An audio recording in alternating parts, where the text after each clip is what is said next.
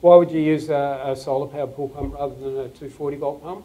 To save the cost of running the pool filter, to export solar generated power at 50 cents a kilowatt or more. If you're in Victoria, it's 66.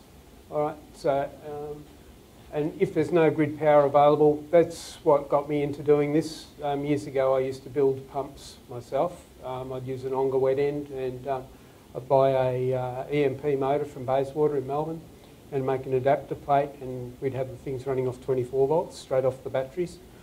I think I've got one left out of those. Years ago, I went to China and met the people that were making pumps over there, and they showed me how their pumps are a lot better, so I stopped making mine. For running autonomous solar pool heating, if you've got solar energy heating the pool, why pay coal-powered electricity to run the pump to circulate the water through it when the sun can also do that? And for fish farms, water features in northern Queensland, the pools all get too hot. So you could have one of these running the pool water and splashing it over a waterfall or something and cooling it down through evaporative cooling at no cost, no running cost. Right? So that's another another use for it. What's the pump like? That's what it looks like. You're welcome to come up and have a look at it at any stage. It's got 4 wires. Yeah. All right. So it's actually a 3-phase DC motor, brushless, and it has an earth. These 3 go into the controller, and it converts it to normal 48 volt, or well, this one's 48 volt, to run. Sorry, the other way around. The DC is converted to the 3-phase DC for the pump. I lost my thing. Here it is. These are the different sizes that are available. All right. There's a 370 watt, a 550 watt, a 750 watt, 1100, 1500, and there's actually another one, a 2 kilowatt one.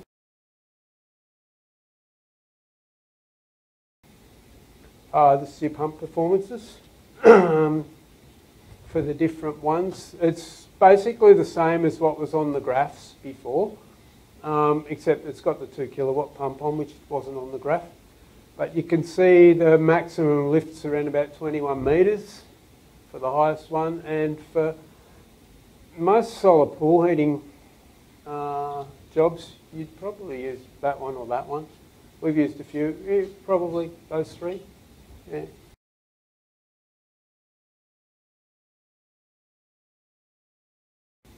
And you'll find that the flow rates of these is probably a little bit up on what a 240 volt pump of the same power would be. I'm not sure, but that's what people have told me back. So, those prices are retail prices, so you guys get discounts on that anyway. Installation options. All right, so you've got a customer, or you guys got businesses yourselves? Yeah, all right. So you got a customer and said, oh, I want to run a solar pump instead of running a filter pump. You got different options of what you're going to do. All right. The first one is it could have a completely separate solar pumping system, all right, where it runs the pump and filter directly from the solar panels, or if they want to run it of a night time but they want to run it from solar, then you can use your controller to charge your batteries during the daytime, and there's a timer and a speed control in there so that you could run them of the night time off that if you want. We develop and import special batteries from, we get them made in China, who doesn't? But they're called silicate batteries. They're actually a sodium silicate gel inside of them. They're lead plates, sort of like a lead acid battery, but they're heavy duty plates, and they've got this white milky liquid inside, which when they're first charged it becomes like a gel. Option is if you're replacing an existing filter pump, right, similar to above. And the third one is if you're adding a solar pump to an existing power system, existing filtration system. So what you do then is you plumb it in parallel. All right. So what happens is you've got your existing solar pump, and I didn't do a drawing of this because I ran out of time to do it. But I'll just say no. That's the installation structures. What happens is on the inlet or the flow, you need to put a check valve so that one or other of the pumps can go.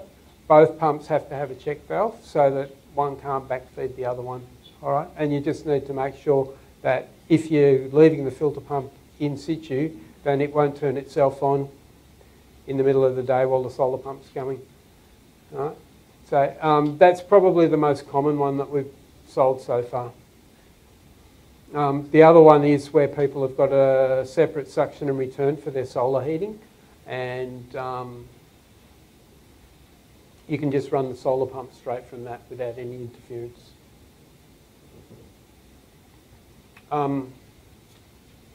That's just like installation instructions that come with it. Anybody wants these slides, you can get them anyway. All right, so I won't go through that. Where can I buy these? Solazone Victoria, Solazone Queensland. We've got various agents around the place. We're looking for people that are interested in selling them. We do offer free training. If you do become an agent, then you can come down to Marcoola or Melbourne shop and we run through training with you. It's more intense than what I'm doing here.